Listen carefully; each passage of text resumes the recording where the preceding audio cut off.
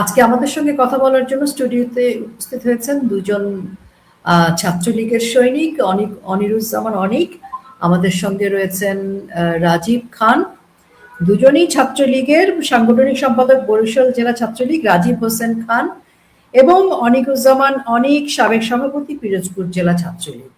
যে আওয়ামী লীগ আসবে। রাজীব খান, সেই জুলাইয়ে আমরা দেখেছি জঙ্গি সন্ত্রাসীদের হামলায় বাংলাদেশ তছনছ হয়ে গেছে। আজকে 2026, প্রায় 19 মাসেরও বেশি হতে চলল। আপনি আপনার জীবন কোন অবস্থায় ছিল, আজকে কি অবস্থায় আছেন? আমি কাউকে প্রশ্ন করি না যে কেমন আছেন, না কেমন আছেন, এই প্রশ্নটা অবান্তর। আপনি যদি প্রশ্ন করেন তাহলে আমাদের উত্তর দিতে সুবিধা হয় আর কি। আসলে ব্যাপার 5 তারিখের আগের বাংলাদেশ আর 5 তারিখের পরবর্তী বাংলাদেশ এক মুহূর্তে পরিবর্তন হয়ে গেছে, শুধুমাত্র একটা মুহূর্তের জন্য। যেই ঘোষণা আসলো মাননীয় প্রধানমন্ত্রী জননেত্রী শেখ হাসিনা বাংলাদেশে নাই, হঠাৎ করে দিন থেকে রাত হয়ে গেল, হঠাৎ করে। আসলে আমরা যখন এই জুলাই জঙ্গি হামলা চলে, আমরা সমস্ত সময়টাই রাস্তায় ছিলাম, রাজপথে ছিলাম। আমি সমস্ত বাংলাদেশের কথা বলতে পারবো না, ঢাকা শহরের কথা বলতে পারবো না, কিন্তু বরিশালের রাজপথ ছাত্রলীগ আওয়ামী লীগের দখলেই ছিল। জুলাই মাসে তারা কিছুই করতে পারেনি। আগস্টের 3 তারিখ বা 4 তারিখ 5 তারিখ এই 3 দিন হয়তো তারা কিছু করতে পেরেছে। আসলে বাংলাদেশের পরিস্থিতি আর বরিশালের পরিস্থিতি সম্পূর্ণই ভিন্ন ছিল, বিশেষ করে জুলাই জঙ্গি হামলার সময়। হোল বাংলাদেশে আওয়ামী লীগের কার্যালয়ে হামলা হয়েছে, একমাত্র বাংলাদেশে বরিশাল যেখানে বিএনপির কার্যালয়ে হামলা হয়েছে। আপনার হয়তো জানা নাই, জুলাই জঙ্গি হামলার সময় হোল বাংলাদেশের সমস্ত জায়গায় আমরা দেখছি বিভিন্ন আওয়ামী লীগের অফিসে হামলা হয়েছে, বা আওয়ামী লীগের নেতাকর্মীর উপরে হামলা হয়েছে, পুলিশ যে উদ্ধার করছে বা পুলিশের ঝামেলা হয়েছে, এরকম একটা পরিস্থিতি ছিল। কিন্তু বরিশালের পরিস্থিতি ছিল এমন যে রাজপথ সম্পূর্ণটাই আওয়ামী লীগের নিয়ন্ত্রণে ছিল।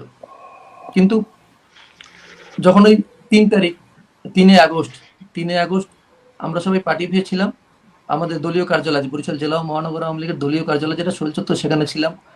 আর জুলাই সন্ত্রাসীরা ছিল নতুল্লাবাদ বা সিএমবি রোডের যে হাইওয়ে, ওই রাস্তায় ছিল। ওইখানে বসে আমাদের ওয়ার্ড আওয়ামী লীগের সাবেক আহ্বায়ক ছিলেন আমাদের টুটু চৌধুরী, সে নির্মমভাবে নিহত হয় তাদের হাতে, নির্মমভাবে তার হাত পা রক কেটে দেয়। 3 তারিখে সে শহীদ হয়। আসলে 3 তারিখে 3 আগস্ট। রাজীব খান, আমি আপনাকে একটু থামাবো এই জায়গাটায়। আমি চাইবো যে আপনি আমাদের দর্শকদেরকে এই ঘটনাটা একটুখানি তারিখ সময়টাকে একটু ডিটেল বলবেন, আমরা এটা একটু শুনতে চাই।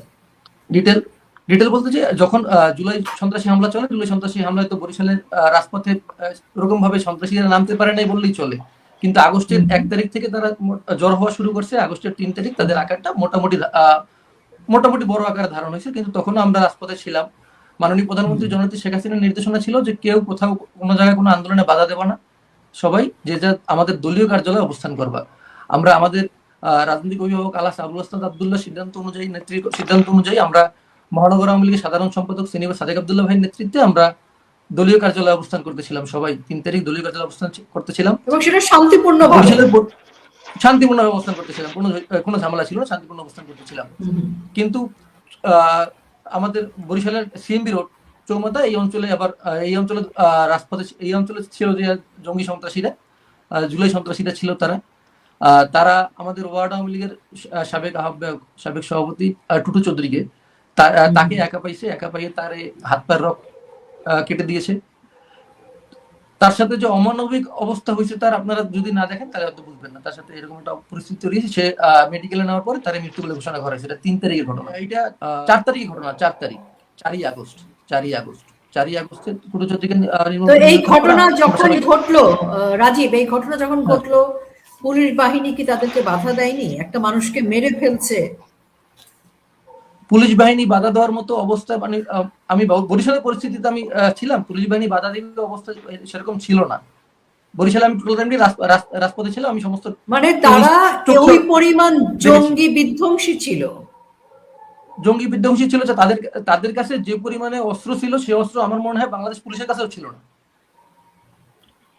বাংলাদেশ পুলিশ তারা ওয়েল ট্রেন ছিল, যারা ছিল তারা ওয়েল ট্রেন। ওই যে অনেকে বলে সাধারণ ছাত্র ছিল না, তারা ছিল ওয়েল ট্রেন।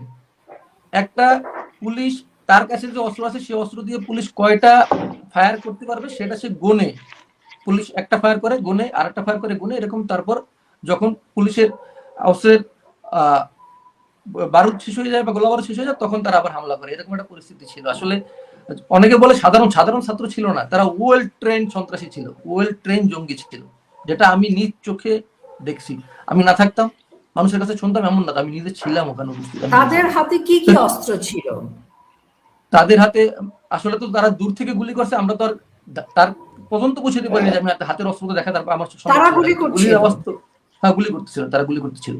পুলিশ একটা পর্যায়ে পুলিশ অসাড় হয়ে গেছে, কারণ আসলে পুলিশ তো চাইলেই ইচ্ছা মতো গুলি করতে পারে না, পুলিশের তো একটা অর্ডার বা একটা রুলস ফলো করার বিষয় থাকে, কিন্তু তাদের তো আর সে বিষয়টা ছিল না, তারা ইচ্ছা মতো গুলি করছে। পরিবেশটা এরকম উত্তপ্ত ছিল যখন 3 তারিখ 4 তারিখের দিকে। এর আগে তো তাদের হাতে অস্ত্র অথবা তারা শো করে নাই বরিশাল শহরে, ঢাকার পরিস্থিতি বলতে পারি না, কিন্তু বরিশালে শো করে নাই।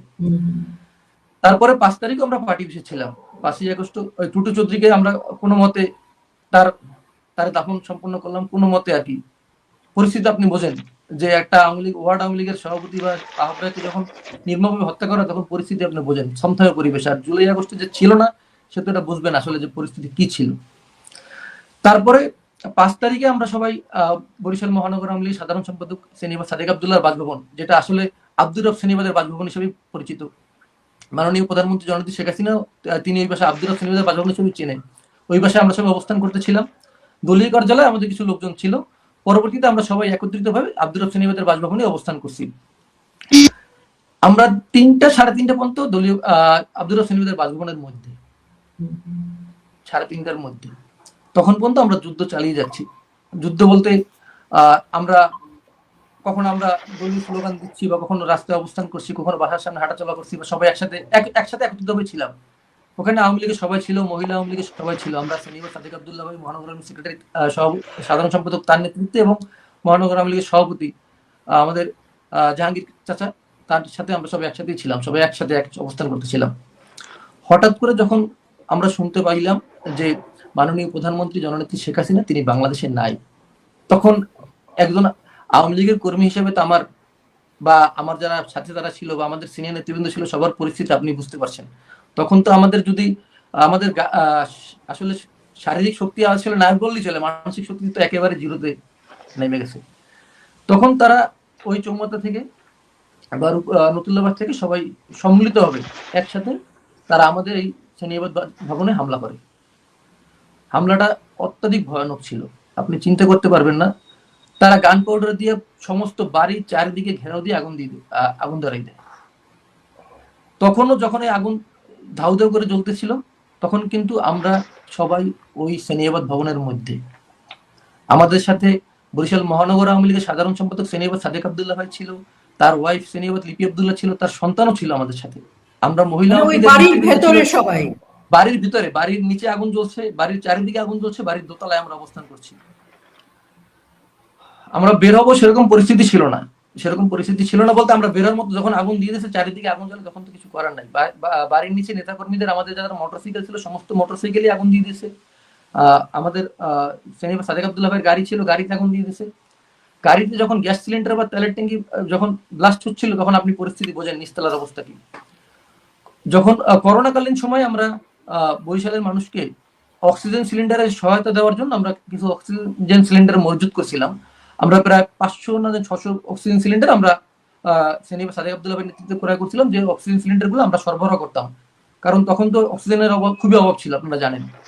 সেই অক্সিজেন সিলিন্ডারগুলো ছিল সেনিবাদ সাদেক আবদুল্লাহ ভাইয়ের বাসার নিচতলায়। তারা সেই সিলিন্ডারে আগুন ধরিয়ে দেয়। এখন যখন একটা জায়গায় 500 বা 600-র মতো অক্সিজেন সিলিন্ডার থাকে, সেখানে যখন আগুন ধরিয়ে দেয়, তখন পরিস্থিতিটা আপনি বুঝেন যে পরিস্থিতিটা কতটা ভয়ানক হয়েছে। আর যখন এই সিলিন্ডার একটা পাটা ব্লাস্ট হচ্ছে, তখনও আমরা সবাই বাসার দোতলায়, নিচতলা দিয়ে যখন একটা পাটা সিলিন্ডার ব্লাস্ট হচ্ছে, দেওয়াল জানলা ভেঙে যাচ্ছে, দেওয়াল ভেঙে যাচ্ছে। আসলে মানে পরিস্থিতি যখন মনে পড়ে, তখন তো আসলে এখনো আমার গায়ের পশম দাঁড়িয়ে গেছে। দেখেন ওই পরিস্থিতি যে যখন ছিলাম, মহান আল্লাহর অশেষ রহমত যে এই সময় সেনিবাদ সাদেক আবদুল্লাহ ভাইয়ের ছোট সন্তান ছিল সেনিবাদ আহসান আবদুল্লাহ আমাদের সাথে।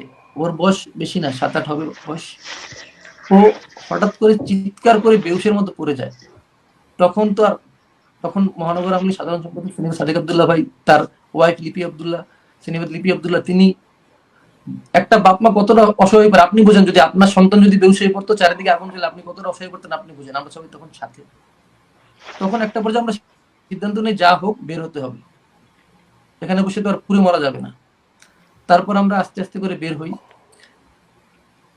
মহান আল্লাহর অশেষ রহমতে আমরা সবাই বের হইতে সক্ষম হয়েছি। কিন্তু আমাদের বরিশাল মহানগর আওয়ামী লীগের যুগ্ম সাধারণ সহসভাপতি, বরিশাল সিটি কর্পোরেশনের প্যানেল মেয়র গাজী নইমুল হাসান লিটু, তিনি ওইখানে শহীদ হন। তার সাথে আমাদের মহানগর যুবলীগের নেতা ছিল আমাদের। কিভাবে মারা যান? ওখানে আগুনে পুড়ে মারা যান। তার উপরে হামলাও হয়। তিনি আমাদের সিঁড়ি রুমে ছিল, তার উপরে হামলা হয়। এই যে বাহিরের যারা জঙ্গি সন্ত্রাসী যারা হামলা করছে তারা আহত করার পর একটা পর্যায়ে সে বেহুশ হয়ে যায় সম্ভবত। আর অত্যাধিক পরিমাণ ধোঁয়া ছিল। মানে আপনারা যখন বেরোচ্ছিলেন তখন কি মারামারি হচ্ছিল ওদের সাথে? নিচে মারামারি হচ্ছিল, উপরে মারামারি হচ্ছিল, আমরা এই অবস্থায় বের হওয়া লাগছে। অবস্থাটা এত ভয়ানক ছিল। আর তার ভিতরে সমস্ত যখন গ্যাস সিলিন্ডার গুলো ব্লাস্ট হচ্ছে, সমস্ত বাড়ি নিচতলায় আগুন যখন লাগে তখন তো আপনি বোঝেন যে দোতলার অবস্থা কতটা ভৌতিক হইতে পারে। আর যখন 5-6 গ্যাসের সিলিন্ডার একটার পর একটা ব্লাস্ট হচ্ছে, তখন তো আপনার মানে একবার ধারণা করেন যে কতটা ভয়ানক হইতে পারে পরিস্থিতি, দোতলার পরিস্থিতি।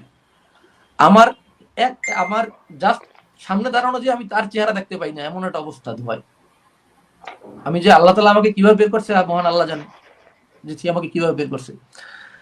ওই দোতলায় ওই দিন মিনিমাম 70 থেকে 80 জন মহিলা আওয়ামী লীগের নেতৃবৃন্দ ছিল। মহিলা আওয়ামী লীগের নেতৃবৃন্দ যে কিভাবে বের হয়েছে মহান আল্লাহর অশেষ রহমত, আপনি চিন্তা করতে পারবেন না। আসলে দরজার সামনে সিলিন্ডার ব্লাস্ট হচ্ছে, দরজা থেকে বের হওয়ার কোনো সুযোগ নাই। যে দরজার সামনে যাবে সে স্পট ডেড, বের হওয়ার কোনো সুযোগ নাই। তখন সেনিবাদ সাদেক আব্দুল্লাহ ভাই বলছে যে তোমরা জানলা ভাঙো। আমরা জানলা ভাঙতে পারি না, জানলা তো ভাঙা যায় না, ভিতরে তো কিছু প্রয়োজন হয়।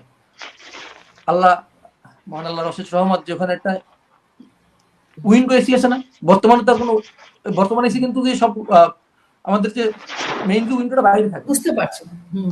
ওখানে পুরান যে আমাদের অনেক যে পুরাতন যে এসি গুলো ছিল, উইন্ডো এসি, যেটা জানলার মতো জানলার সাথে সেট করা থাকে কাটা। মহিলা আওয়ামী লীগের নেতৃবৃন্দ যে রুমে ছিল সে রুমে উইন্ডো এসি ছিল। ছেলেপান আমাদের যারা ছিল তারা উইন্ডো এসি লাথি মেরে ভেঙে ওই ফাঁক থেকে তারপর মহিলাদের বের করছে। একটাবার চিন্তা করেন, দোতলার জানলা থেকে, দোতলার যে উইন্ডো এসি কোথায় থাকে আপনারা তো সবার ধারণা আছে, দোতলার উইন্ডো এসিটা কোন জায়গায় থাকতে পারে। সেখান থেকে একটা মেয়ে মানুষ কিভাবে বের হয় একবার চিন্তা করেন। আসলে মানুষের যে জানের মায়া যে মানুষ কত কিছু করতে পারে আমরা ওই দিন উপলব্ধি করতে পারছি। অনেক অনেক কথা বলতে পারে, যে ওই দিন ওই বাড়ি উপস্থিত ছিল না সে বুঝবে না কি হয়েছে, তার পক্ষে বোঝা সম্ভব না। আমার ওয়ার্ডের মহিলা আওয়ামী লীগের নেত্রী, সে যখন ওই জানলা থেকে বেরোইয়া পাশের বাসার চালে লাফ দিছে, সে পাশের বাসার চাল ভেঙে নিচে পড়ে গেছে। একটা চাল যখন ভেঙে নিচে পড়ে যায় আপনি বোঝেন তার শরীরের অবস্থা কি হয়েছে। একটা মহিলা মানুষ দোতলা থেকে লাফ দিচ্ছে, নিচতলা দিয়ে কিন্তু না, যে এমন না নিচতলার উইন্ডো এসে আমরা ভেঙে বেরিয়ে গেলাম, দোতলা কিন্তু। আমি একটা পুরুষ মানুষ, আমি লাফ দিলে আমারই হাত পা ভাঙে। তাহলে কি অবস্থা একবার চিন্তা করেন। আমাদের মহানগর যুবলীগের নেতা আছে মাসুদ ভাই দোতলা দিয়ে লাফ দিচ্ছে, মাসুদ ভাইয়ের পা ভেঙে গেছে স্পটে, সে পা ভেঙে ওখানে পড়ে রয়েছে, আর উঠতে পারে না। বিভিন্ন মহিলা আওয়ামী লীগের যারা নেতৃবৃন্দ ছিল তারা এরকম ভাবে লাফিয়ে পড়েছে, কেউ যে যার মতো করে যান বাঁচিয়েছে। আমাদের যারা মহিলা কাউন্সিলর আছে তারাও ওরকম ভাবে দোতলা দিয়ে লাফ দিয়ে পড়েছে, অবস্থা খুবই ভয়ানক ছিল। আমরা যে কিভাবে আমাদের নেতা সেনিবাদ সাদেক আব্দুল্লাহ ভাইকে সহ তার সন্তান, তার যে স্ত্রী সহ আমরা কিভাবে বেরোইছি মহান আল্লাহ জানে। কেউ বিশ্বাস করবে না। যদি কোনোদিন আল্লাহ তাআলা সুযোগ দেন, আমরা যদি ও বাসায় যেতে পারি, তখন আপনারা দেখাইতে পারবো যে কি অবস্থা হয়েছে। জি রাজীব খান, আপনাকে যদি একটা ছোট্ট প্রশ্ন করি, যে রাজীব এবং অনিক, খুবই ছোট্ট প্রশ্ন, আজকে আপনারা কি অবস্থায় আছেন, কেমন আছেন জিজ্ঞেস করার সাহস আমার নেই। আমরা জানি আমরা সবাই কেমন আছি, কি অবস্থায় আছেন এটা যদি একটু ছোট্ট করে বলতেন, অনিক এবং রাজীব দুজনের কাছেই জানবো। 5 তারিখ যেহেতু আল্লাহ তাআলা বাঁচিয়ে রাখছে, 5 তারিখ যেহেতু কিছু হয় নাই, মহান আল্লাহ যে অবস্থায় রাখছে আলহামদুলিল্লাহ, যে অবস্থায় রাখছে ইনশাআল্লাহ মহান আল্লাহ আমাদের দিয়ে কিছু করাবে, যে কারণে জীবিত রাখছেন। অথবা 5 তারিখ ওখান থেকে বেঁচে আসার কথা না, যেহেতু ওখান থেকে বেঁচে আসছি ইনশাআল্লাহ মহান আল্লাহ আমাদের দিয়ে কিছু করাবে, নতুবা বাঁচিয়ে রাখতো না। কেননা প্রত্যেকটা জিনিসেরই একটা রিয়াকশন আসে। তারা তাদের কাজ করছে, আল্লাহ তাআলা আমাদের কাজ করার জন্য জীবিত রাখছে। ইনশাআল্লাহ আমরা আমাদের কাজটা করব। আলহামদুলিল্লাহ, যে অবস্থায় আছি আলহামদুলিল্লাহ। আমি আপনার সাথে একমত। আমারও তাই মনে হয় যে আমরা বেঁচে আছি নিশ্চয়ই কোনো কাজ করবার জন্য। আল্লাহ নেত্রীকে বাঁচিয়ে রেখেছেন নিশ্চয়ই ভালো কিছুর জন্য। অনেক কি অবস্থায় মাননীয় আছেন প্রধানমন্ত্রী আপনি? জননেত্রী শেখ হাসিনা জিকে সালাম। আমি একবার বলেছিলাম যখন ধানমন্ডি ৩২ দ্বিতীয়বার ঘুরিয়ে দিয়েছিল, তারপর বলেছিলাম যে ঘুরিয়ে দিলেই ফুরিয়ে যায় না। ৬৪ জেলায় আবার ধানমন্ডি ৩২ হবে।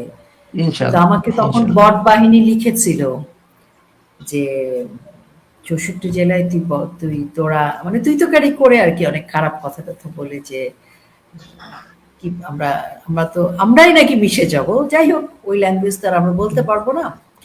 কিন্তু আজকে আবারও বলি, ভেঙে দিলেই মানে ঘুরিয়ে দিলেই ফুরিয়ে যায় না। আপু, ধানমন্ডি ইট ৩২ বালি ৬৪ জেলায় হবে এবং আমরা আবার উঠে দাঁড়াবো। আপু আপু ইট বালি সিমেন্টের ধানমন্ডি ভাঙা যায়, মানুষের হৃদয়ের ধানমন্ডি ভাঙতে পারে। একদমই না।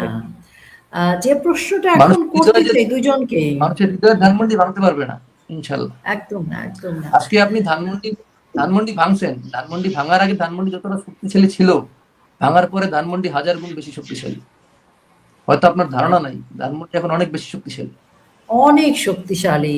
অনেক ৭৫ শক্তিশালী। সালে বঙ্গবন্ধুকে আজকে সপরিবারে আমরা আজকে নিঃশঙ্কে আমরা যারা হত্যা আওয়ামী লীগ করা করি, হয়েছে। তা এখন বঙ্গবন্ধু আরো অনেক বেশি শক্তিশালী।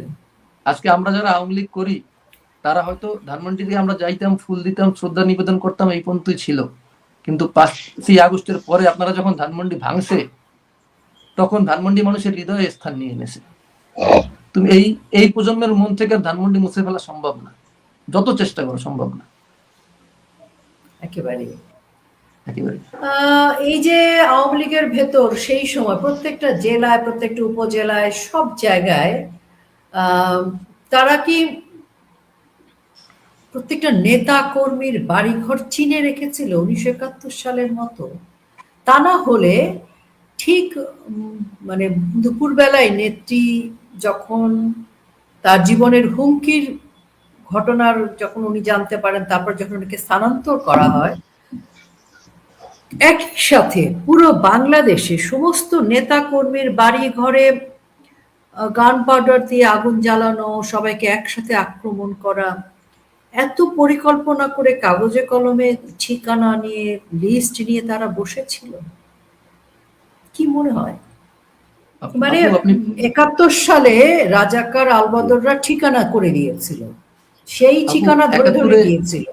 একাত্তরে জি জি জি পাকিস্তানের একটা ফর্মুলা ছিল, একাত্তরে পাকিস্তানের একটা ফর্মুলা ছিল যে ১ লাখ বাঙালিকে মারো, ১০ লাখ পালিয়ে যাবে। তাদের একটা রাইট ফর্মুলা ছিল রাইট যে ১ লাখ বাঙালিরে মারলে 10 লাখ পালিয়ে যাবে। তারা কিন্তু ইচ্ছে করে একেবারে বাঙালির হত্যা করছে। তাদের একটা ফর্মুলা ছিল, এটা পাকিস্তানিদের একটা ফর্মুলা। তারা সেই ফর্মুলায় তারা এমপি, মন্ত্রী, মেয়র, উপজেলা চেয়ারম্যান যারা আছে, ইভেন থানা পর্যন্ত সমস্ত কিছু জ্বালিয়ে দিয়ে একটা আতঙ্ক সৃষ্টি করতে চাইছে, জানি সমস্ত আওয়ামী লীগের নেতাকর্মী তার নিজ নিজ ঘর বাড়ি ছেড়ে দেয়। রাইট তারা সে জায়গায় তাদের এটা পরিকল্পিত, তাদের দীর্ঘদিনের পরিকল্পনা, দীর্ঘদিনের পরিকল্পনা। তারা প্রত্যেকটা নেতার বাসভবন, আমাদের আওয়ামী লীগের পার্টি অফিস বলেন, যা বলেন, তারা সবকিছু আগে থেকেই রেকি করে সবকিছু ঠাক করে রেখেছে যে যদি কোনোদিন কোনো ধরনের তাদের সুযোগ আসে তারা কি করবে। তারা সেটা বাস্তবায়ন করেছে। এবং তারা কারণ এটা জঙ্গি পরিকল্পনা ছাড়া সম্ভব সন্ত্রাসীদেরকে না। অস্ত্র দিয়ে, তারপরে গান পাউডার দিয়ে তাদেরকে আসলে প্রস্তুত করে রেখেছিল। জি আপা, এখানে যে ভাই যে বলছিল কি অস্ত্র একটা ছিল, সাধারণ ছাত্র কি আসলেই গান পাউডার চেনে? না, একটা সাধারণ ছাত্র চেনে গান পাউডার? তাদের কাছে ওদের সম্পর্কে একটা অত্যাধুনিক ধারণা আছে, কিন্তু ভারী অস্ত্র পর্যন্ত ছিল কিন্তু আপা।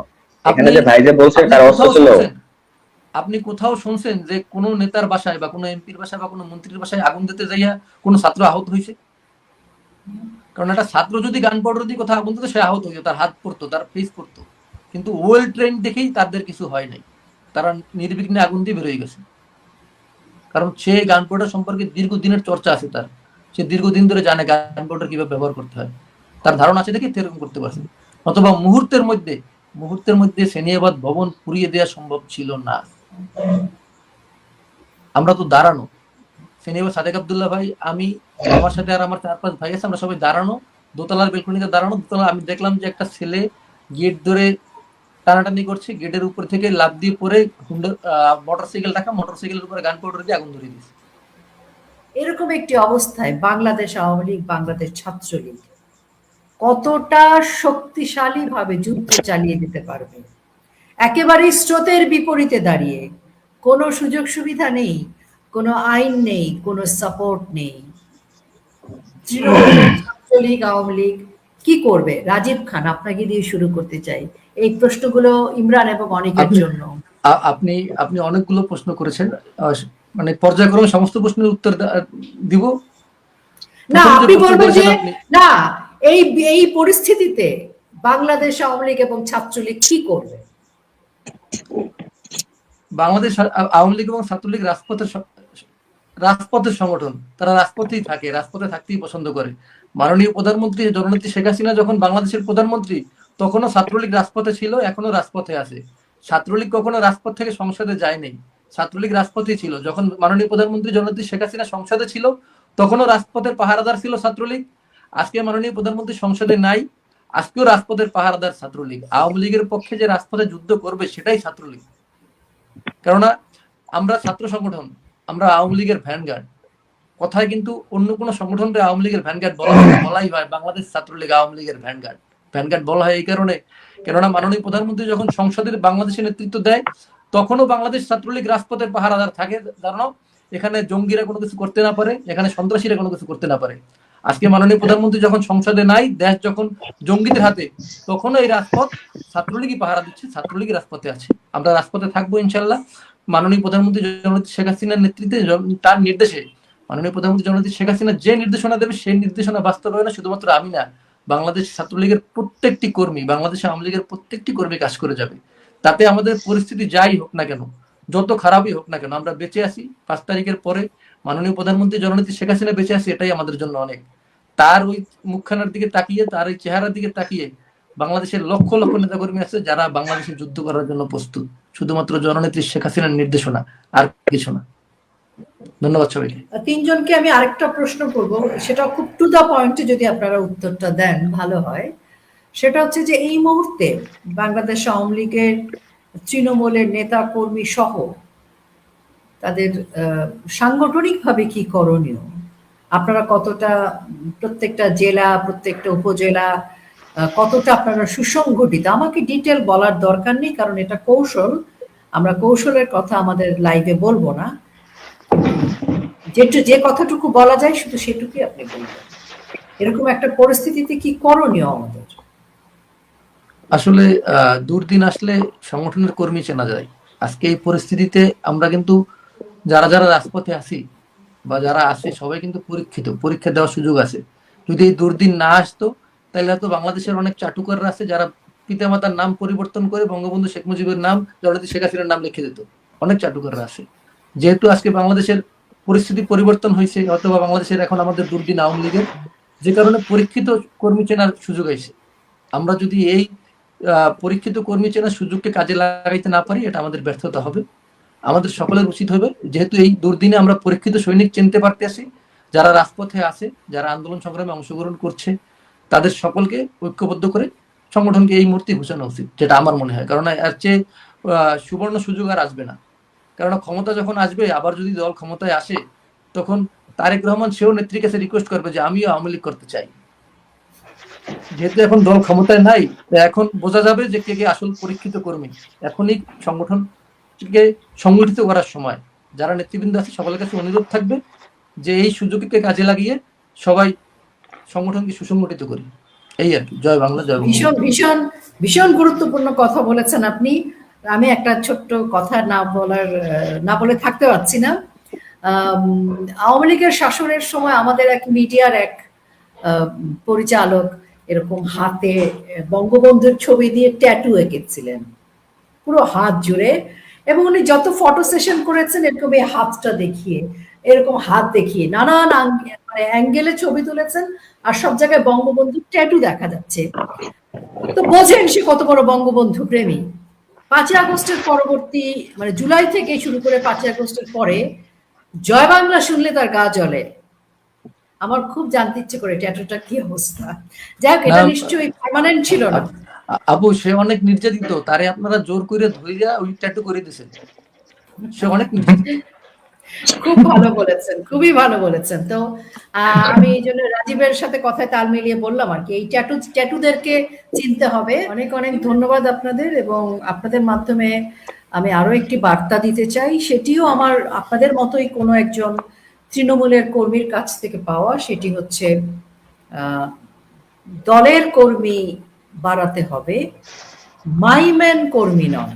অর্থাৎ কোনো বিশেষ ব্যক্তির কর্মী হয়ে কাজ না করে দলের এবং রাষ্ট্রের স্বার্থে বঙ্গবন্ধুর প্রকৃত সৈনিক হয়ে কাজ করতে হবে, এবং সেই কর্মী প্রয়োজন, যে এই ধরনের কর্মী দিয়েই বঙ্গবন্ধু বাংলাদেশকে স্বাধীন করেছেন।